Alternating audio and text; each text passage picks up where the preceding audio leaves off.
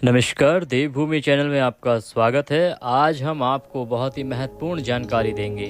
आपको वो जानकारी देंगे जिसके माध्यम से आप स्वयं अपने भाग्य को बदल सकते हैं, अपने भाग्य की लकीरों को बदल सकते हैं। एक तरह से कहा जाए तो जिन चीज़ों का आप दान करते हैं या करती हैं, वो चीज़ें आपके लिए लाभप्रद तो नहीं होती, फ़ायदा तो नहीं करती, बल्कि कई बार वो उससे अधिक आपको नुकसान दे जाती हैं, आपको हानि ज़रूर दे देती हैं। इसलिए आज की वीडियो में हम आपको बताएंगे वास्तुशास्त्र के अनुसार किन चीज़ों को आपको भूल कर भी दान नहीं करना चाहिए, क्योंकि इन चीज़ों का दान करना बहुत ही अशुभ माना जाता है और ऐसे घर से माता लक्ष्मी भी हमेशा हमेशा के लिए चली जाती हैं। इसीलिए देवभूमि ज्योतिष संस्थान का यह देवभूमि चैनल आपसे निवेदन करता है कि इस प्रकार की चीज़ों से बचें, इनका दान ना दें, क्योंकि आप तो देते हैं दान इसके लिए कि आपको पुण्य मिलेगा, परंतु ये चीज़ें अपने साथ माँ लक्ष्मी को ले जाती हैं सदा सदा के लिए और आपके घर में कंगाली छा जाती हैं। आप देखेंगे कि आप एक समय बहुत दान दिया करते थे, लेकिन आपके यहाँ अचानक से बरकत रुक गई, माँ लक्ष्मी का आगमन रुक गया, अचानक से आप बहुत गरीब होने लगे हैं। या बहुत से लोग हैं जो दान पुण्य तो करते हैं, लेकिन वहाँ माँ लक्ष्मी का वास नहीं हो पा रहा है। इतना अधिक दान देने के बाद भी वो हृदय से बड़े दयालु हैं, सबकी मदद करने को तैयार रहते हैं, जैसी होती है मदद तो करते हैं हर चीज़ में, परंतु उनको कभी भी कामयाबी नहीं मिल रही है, वो अमीर नहीं हो पा रहे हैं, उनको धन की प्राप्ति नहीं हो पा रही है। क्या कारण है कि इतना दान पुण्य करने के बाद भी आप इतने अधिक गरीब होते जा रहे हैं? या आपका भाग्य नहीं जागृत हो रहा है, या आपको जिस ऊंचाई पे पहुंचना चाहिए वहां आप नहीं पहुंच पा रहे हैं? क्योंकि दान करते करते आप यह भूल जाते हैं कि किन वस्तुओं का दान आपको नहीं करना है। वास्तुशास्त्र के अनुसार कुछ वस्तुएं ऐसी भी होती हैं जिनका दान यदि किया जाए, जिनको एक बार दान में यदि दे दिया जाए, तो माँ लक्ष्मी सदा सदा के लिए आपके घर से रुष्ट हो जाती हैं, चली जाती हैं। वो वस्तुएं देखिए, जैसे कुछ वस्तुएं आप अपने घर में लाते हैं तो एक पॉजिटिव एनर्जी लेके आती हैं, एक सकारात्मक एनर्जी आपके घर में उत्पन्न होती है, उससे माँ लक्ष्मी का आगमन होता है।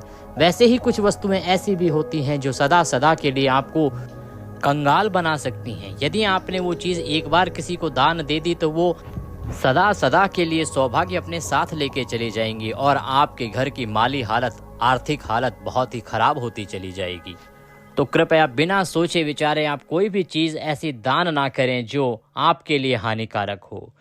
जानकारी को आगे बढ़ाते हैं उससे पहले आपसे निवेदन है कि कमेंट बॉक्स में अवश्य लिख देना जय माँ लक्ष्मी, जय श्री हरि। माँ लक्ष्मी तक आपकी पुकार पहुँचेगी और आपकी सभी परेशानियाँ दूर होंगी, माँ का आशीर्वाद प्राप्त होगा।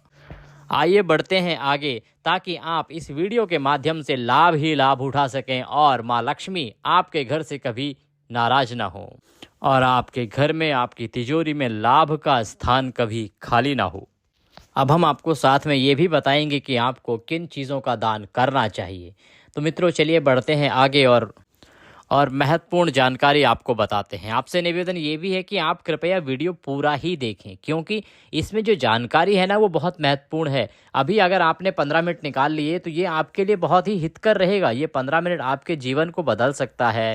देखिए, जाने अनजाने में ही हमसे गलतियां होती हैं, जाने अनजाने में ही हम अपने भाग्य को खो बैठते हैं। इसीलिए सावधानी बरतनी आवश्यक है। कई बार हम सोचते हैं अरे नहीं, ये बेकार की चीज़ है, इस पे हम क्यों व्यर्थ समय गंवाएं, लेकिन वो बेकार की चीज़ ही बहुत काम की निकल जाती है। जैसे आपने सुना होगा, ना जाने किस रूप में नारायण मिल जाएं, तो ना जाने किस रूप में आपको अच्छी जानकारी मिल जाए। इसीलिए कभी भी किसी जानकारी को ऐसे इग्नोर नहीं कर देना चाहिए।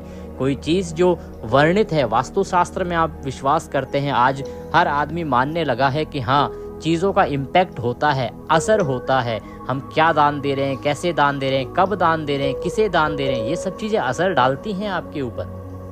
आप किसको दान दे रहे हैं, आप किसके संपर्क में आ रहे हैं, क्योंकि हर वस्तु का अपना एक वाइब्रेशन होती है, अपनी एक ऊर्जा होती है। इसीलिए साधारण मनुष्य नहीं समझ पाता है, आमजन नहीं समझ पाता है कि उसको किस वस्तु का दान कब देना चाहिए, और वह अनजाने में गलती कर बैठता है। चलिए अब सभी बातों को बारी बारी से जान लेते हैं। प्रिय भक्तों, आजकल कई लोग ऐसे हैं जो कि अपने आप को बर्बाद करने में लगे हुए हैं, क्योंकि कुछ लोग दान करते वक्त ऐसी चीज़ों का दान कर देते हैं कि जिनके दान नहीं करना चाहिए। और श्री कृष्ण भगवान कहते हैं कि जो भी व्यक्ति, इंसान इन चीज़ों का दान दूसरों को देते हैं वह व्यक्ति अपने आप को बार बार अपना भाग्य खराब कर रहा है, वह अपना भाग्य दूसरे को दे रहा है। यदि आप इनमें से कोई भी वस्तु दूसरे की भलाई के लिए दे रहे हैं ना, तो समझ लो कि आप स्वयं अपने आप की बर्बादी कर रहे हो, आप स्वयं अपने पैरों पर कुल्हाड़ी मार रहे हो, आप स्वयं गलती कर रहे हो और माँ लक्ष्मी का आशीर्वाद किसी और को दे रहे हो। और फिर आप शिकायत करते हैं कि हे भगवान, आपने मेरे साथ क्या किया? हे भगवान, आप मुझसे क्यों नाराज हैं? आप मेरे साथ ही ऐसा क्यों कर रहे हैं? और बहुत से ऐसे दोस्त होंगे आपके जो ऐसी गलती कर रहे होंगे, आप में से बहुत से ऐसे लोग होंगे जो ऐसी गलती कर रहे होंगे और नेगेटिव ऊर्जा आपकी ओर आकर्षित हो रही होगी। दोस्तों, ये वो चीज़ें होती हैं जो आपको कभी नहीं देनी चाहिए, किसी को नहीं देनी चाहिए। भगवान श्री कृष्ण के अनुसार मनुष्य को अपनी ये चीज़ें किसी को भी उधार में या भेंट में नहीं देनी चाहिए। इन चीज़ों के साथ ही घर से माँ लक्ष्मी भी चली जाती हैं। प्रिय भक्तों, हमें बचपन से ही सिखाया जाता है कि दूसरों की मदद करने से, दूसरों को दान देने से मनुष्य को पुण्य मिलता है। भगवान श्री कृष्ण के अनुसार जो मनुष्य अच्छे कर्म करते हैं उन्हें उसका अच्छा फल ही मिलता है, परंतु कुछ चीज़ें ऐसी भी होती हैं जो आपको भूल से भी नहीं देनी चाहिए। सभी वस्तुएं दान करने के लिए नहीं बनी होती हैं, हर वस्तु का दान नहीं किया जा सकता है। कुछ वस्तुएं ऐसी भी होती हैं जो अगर आप दान देते हैं तो इन्हीं के साथ आपका सौभाग्य भी चला जाता है, आपके घर का सुख समृद्धि इन्हीं के साथ जुड़ी होती है। और अगर यही चीज़ आप दूसरों को दे देते हैं तो आपको संकटों का सामना करना पड़ सकता है। जिसकी आपने मदद की है उसका अभाग्य आपकी तरफ चला जाएगा, सौभाग्य उसकी तरफ चला जाएगा। जो व्यक्ति वास्तुशास्त्र के अनुसार नहीं चलता है तो उसके घर में बर्बादी के लक्षण अवश्य ही दिखने लग जाते हैं। अगर आपको बर्बाद नहीं होना है, आपको घर को बचाना है, आपके घर में सदा ठीक रहे, तो ये गलती कभी मत करना। रसोई घर में ये गलती भूल के भी नहीं करना। जो व्यक्ति अच्छे तरीके से पूजा पाठ करता है, ईश्वर उसको सदा स्वीकार करते हैं। भगवान कहते हैं कि जो मनुष्य मेरी भक्ति करता है मैं उसे सदा स्वीकार करता हूँ और आशीर्वाद देता हूँ। प्रिय भक्तों, अभी वीडियो को लाइक कर देना और कमेंट बॉक्स में लिख देना जय जय बजरंगबली। दोस्तों, विष्णु पुराण में इन चीज़ों का उल्लेख किया गया है।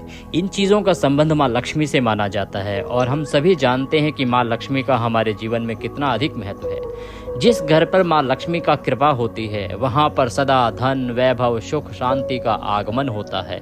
अगर माँ लक्ष्मी किसी कारणवश रुष्ट हो जाती हैं तो घर से सुख, संपत्ति और वैभव भी नष्ट हो जाता है। इसलिए आप सदा यह ध्यान में रखें कि जिन वस्तुओं का संबंध माँ लक्ष्मी से है उन वस्तुओं को आप किसी भी प्रकार से संजो के रखें और दूसरों को उधार में ना दें, दान में ना दें। जो भी व्यक्ति इन 7 चीज़ों को आज ध्यान से जान लेगा, अच्छे से जान लेगा और किसी को नहीं देगा, तो उसके घर में सुख शांति होगी सदा और माँ लक्ष्मी का आशीर्वाद और वास रहेगा सदा।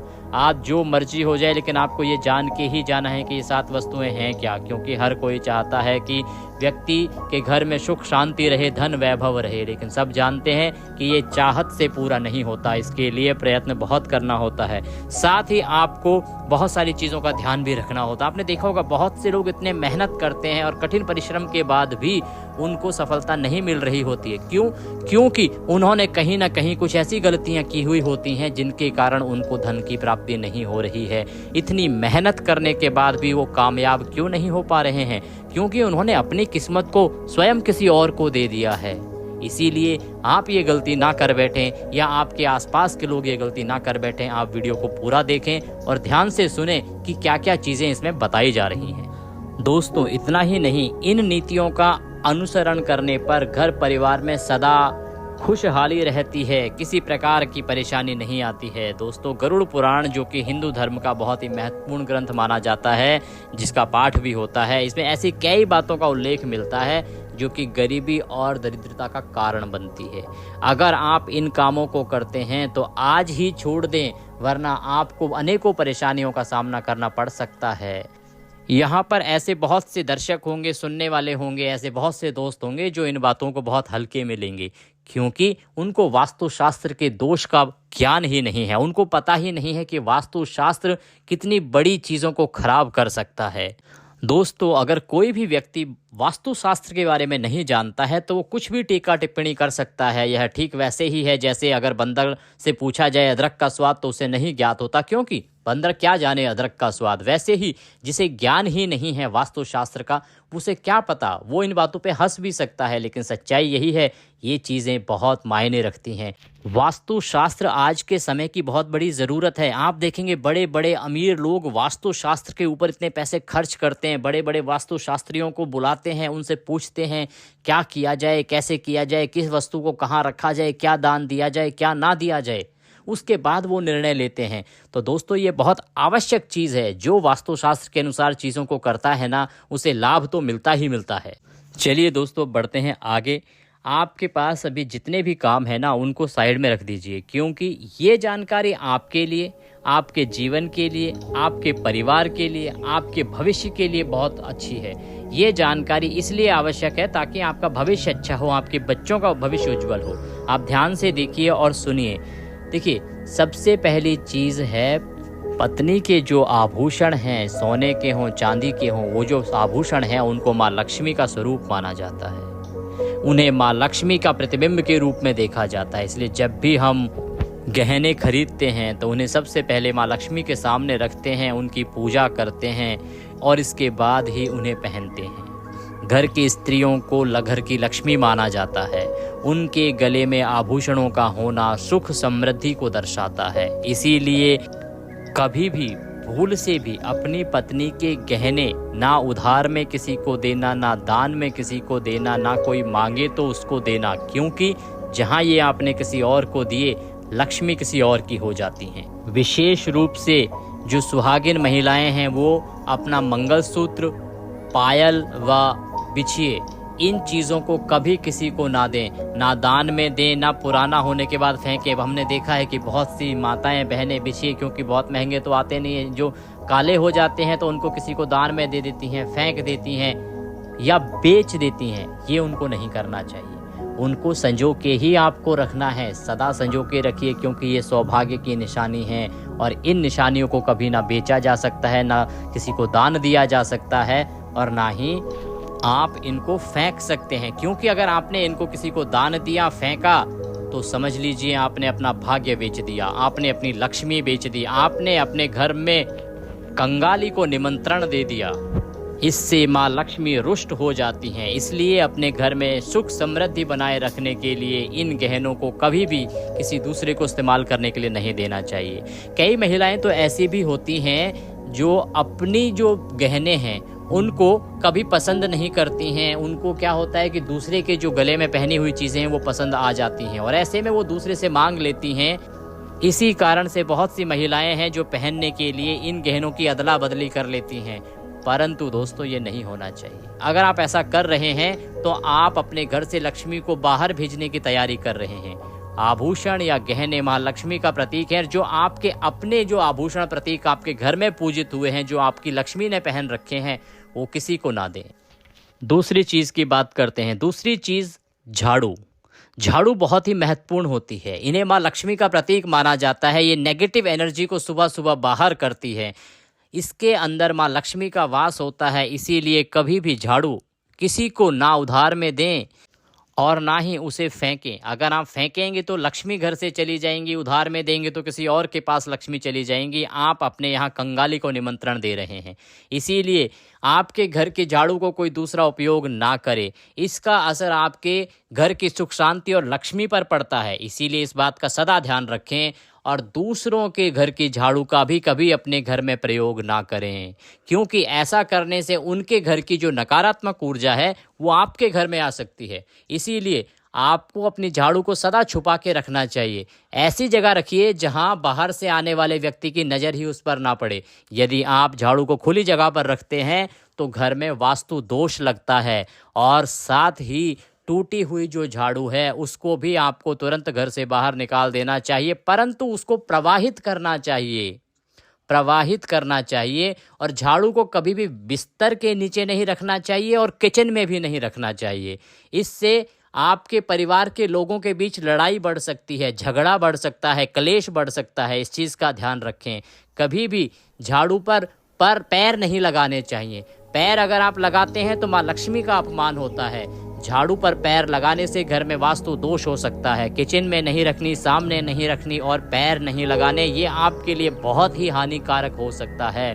इसके लिए सही जो वास्तु नियम है उनके बारे में आपको जानना चाहिए। जानने के लिए आप हमारा दूसरा वीडियो देख सकते हैं, जिसमें हमने आपको बताया है कि झाड़ू को किस प्रकार से रखना चाहिए। झाड़ू आपके लिए इतनी महत्वपूर्ण है कि आपके घर में खुशहाली लेके आ सकती है, आपके लिए बहुत उपयोगी है। दोस्तों, यदि कोई आपके घर से काम के लिए बाहर निकला है तो उसके जाते ही कभी झाड़ू नहीं लगानी चाहिए, अन्यथा उसको वहाँ सफलता नहीं मिलेगी। आपके घर में नई शादी हुई है, कोई नई बेटी या बहन घर से विदा होके जा रही है तो पीछे से झाड़ू नहीं लगानी चाहिए, यह बहुत अशुभकारी होता है। वास्तु शास्त्र ये मानता है कि ऐसा करने से आपके घर की लक्ष्मी रुक सकती है और आपको हानि हो सकती है। तीसरी चीज, आपको सूर्य अस्त के पश्चात दूध, दही, नारियल आदि जो वस्तुएं हैं इनका दान नहीं करना चाहिए। सूर्यास्त के बाद नहीं करना चाहिए, क्योंकि ऐसा माना जाता है कि सफ़ेद चीज़ों से आपके घर की शांति भंग हो सकती है। ये सफ़ेद चीज़ें यदि आप सूर्यास्त के बाद किसी को दान देते हैं तो ये आपके लिए हानिकारक हो सकता है। यदि आपको किसी की मदद ही करनी है तो ये आप उन्हें बाजार से खरीद के दे सकते हैं, परंतु अपने रसोई घर से उठाकर नहीं देनी चाहिए। नमक भूल के भी नहीं देना चाहिए। ये चीज़ें जो सफ़ेद वस्तुएं हैं इनको आपको कभी भी सूर्यास्त के बाद किसी को दान नहीं करना चाहिए। चौथी चीज़ की बात करते हैं। लक्ष्मी जो है हमारे घर में सदा विराजमान है, ऐसा हमें सदा ही प्रयास करना चाहिए। जिस घर पर दूसरों की कृपा होती है वहाँ पर धन की वृद्धि अवश्य होती है। इसलिए यदि आपने अपनी पत्नी के पास कोई धन रखा हुआ है तो वह पैसा कभी किसी को उधार में नहीं देना चाहिए। यदि आपने पत्नी के पास रखा पैसा किसी को उधार में दिया तो आपके घर से लक्ष्मी चली जाती है और बाद में आपको पैसों की तंगी का सामना करना पड़ सकता है। विशेष रूप से त्योहार अर्थात एकादशी के दिन अपनी तिजोरी में रखा हुआ धन दूसरों को कभी भी ना दें। पांचवी बात ये कि महालक्ष्मी वैभव प्रदान करने वाली, सौभाग्य देने वाली, ममता की मूरत हैं।